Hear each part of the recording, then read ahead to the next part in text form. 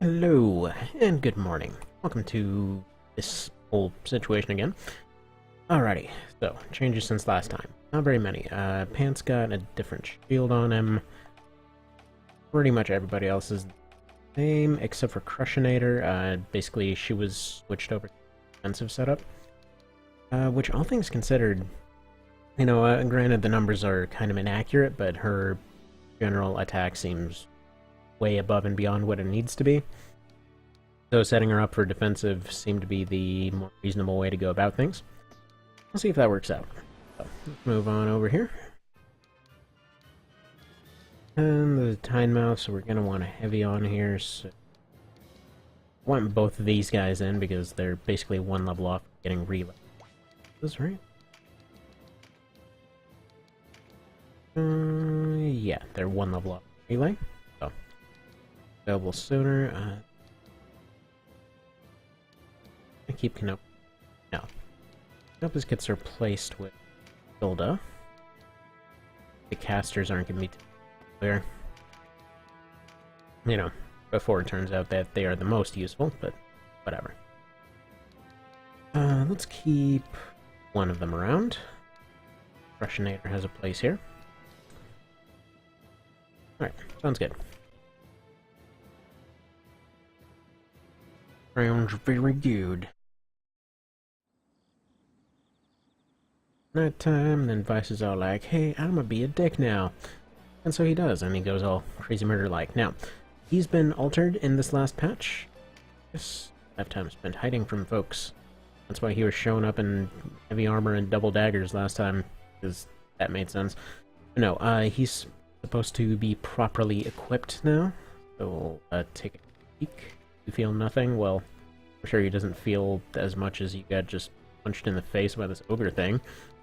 But, yeah, so he is actually properly armor now, so he's not a walking super tank. Also, be a couple fights away from being able to get side grade now. So might not actually have to deal with this stuff. Blind. Now you could shoot at Vice. Find a little leap. He's gonna go up and heal him. Fine. Yeah, all things considered, it's probably wasted damage to go after him at this point. Ooh. You.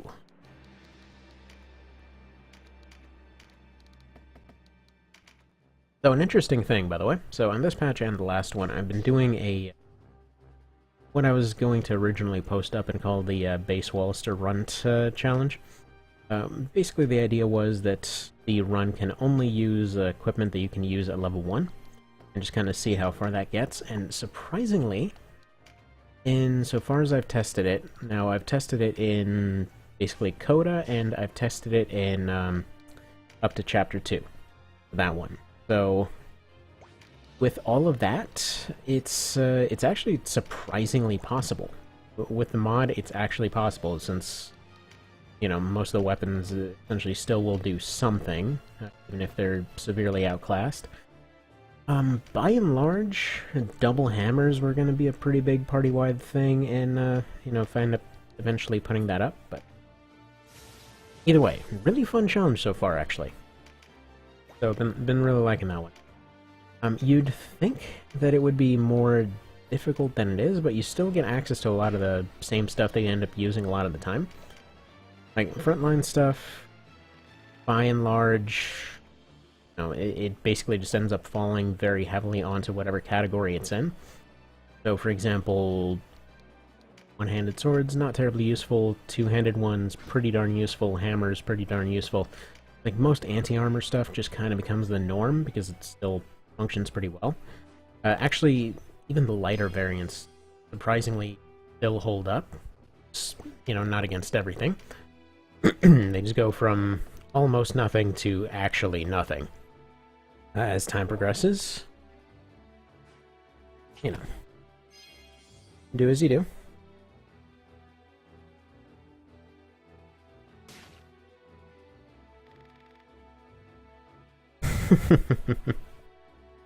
That's usually a good thing to hear, though.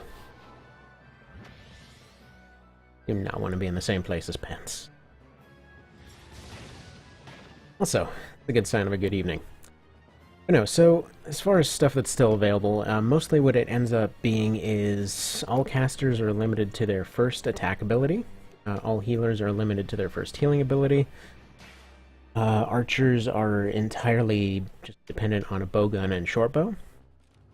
Gunners just plain don't exist. And everybody else has something. The only heavy two-hander available is the broadsword. So, you know, you don't see a whole lot of damage going on. But it's definitely doable. Now, as far as I've seen, it seems definitely doable. I'll never remember to get antidote, will I? Well... Alright, might as well just heal then.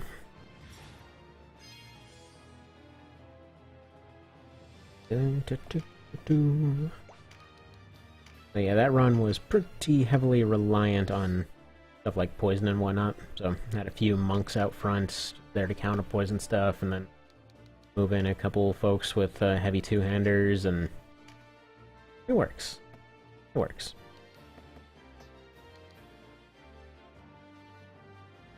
You might as well go up.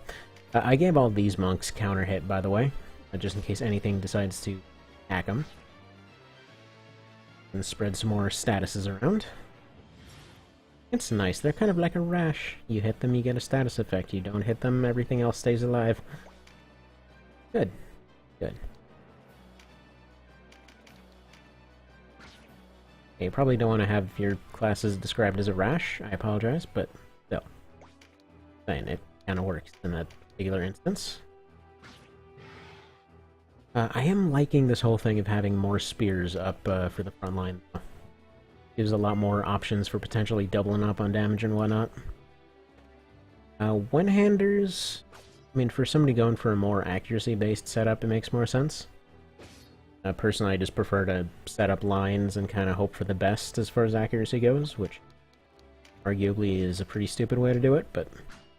well, I want to do it, dang it, and I like my spears.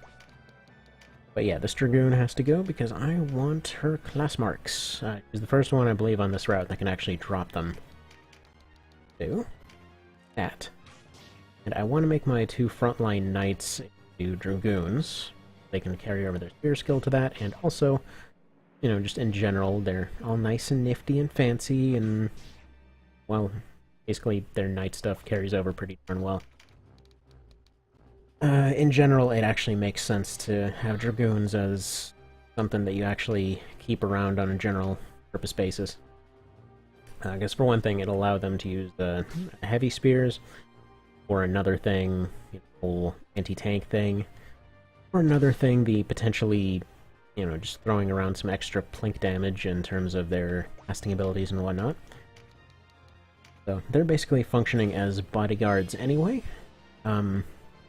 Still getting knights leveled off of Denim, so if they're needed in terms of being switched back, not really much of a problem.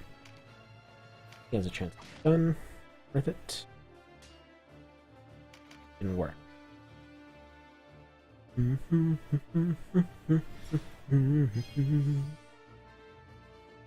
Also, judging by the amount of updates coming out lately, it seems like it might actually be possible to get One Vision on a Vita pretty soon here.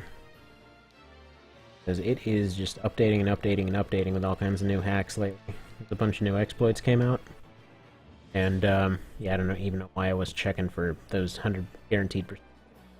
But no, a bunch of stuff came out.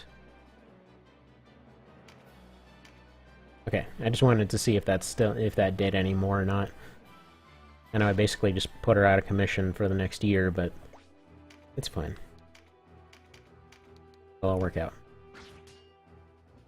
Dick. Stuff works out, you don't freaking parry. Could have done Berserk, but didn't. Yeah, it seems like Berserk is a pretty useful utility thing for just extending attack range by 1.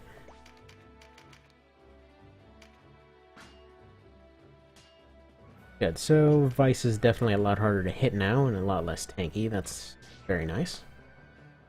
It's actually funny, because in terms of... Okay, so one of the things that I feel this mod did really, really, really well is just implementing different kind of armor classes and stuff like that. And I know I bring it up freaking every time now, but that's basically what another mod just did for Xenonauts recently. And I just looked at that and I'm like, oh man, is this just gonna be a thing now? Does everything get an armor system? And I hope it does. To clarify though, in that case it was a little bit extreme. Like to the point where you got to end game there and it's like, okay, that guy just got shot like 20-something times and they're still standing because their health is so high. You're basically just kind of at the mercy of whatever the RNG decides to roll for your shot there, so it might just completely bounce off, it might actually go through. You don't know. It's a party. So, pretty much was looking for that kind of system there because I just got frustrated because every time I would get to the end there, you're just like, well, you didn't get the big fancy stuff built yet, so, you know, enjoy basically repeatedly pounding on this damage sponge. So, me. Oh, you owe Pants an apology. There's another line coming up that's pretty amazing. Just like every single thing that mentions Pants somehow manages to be... Alright, there we go. Got Dragoons. Why you do want join? Question is, does she retain her... Yes. She ends up swapped out in terms... Whatever, there we go. Like having the fancy hat on either side of the non-hat.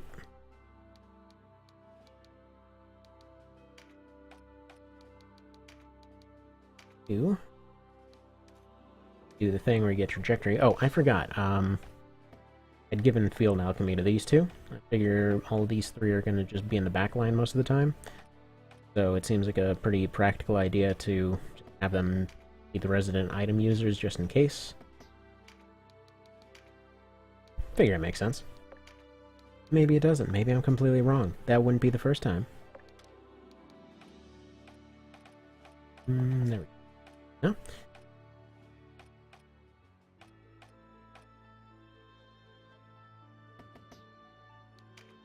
Guys didn't quite get a level with that, unfortunately. So we're gonna do Crucero next. Has this been on the whole time? Yes, it has. Crucero next. Drop one of these just in case it crashes. I haven't had many issues with this crashing, but you know, you still kind of get paranoid about it every now and then. To be fair, doing the parts for Equilibrium lately, got a whole new appreciation for stuff not crashing. Because man, I heard it crashed a lot, but good lord, 3 times just to get past the intro. That's a lot of crashing. So, guys, okay, the archers definitely seem like they've gotten nerfed to a point where they're actually properly plinky now, which is kind of funny. So I was recently watching this thing.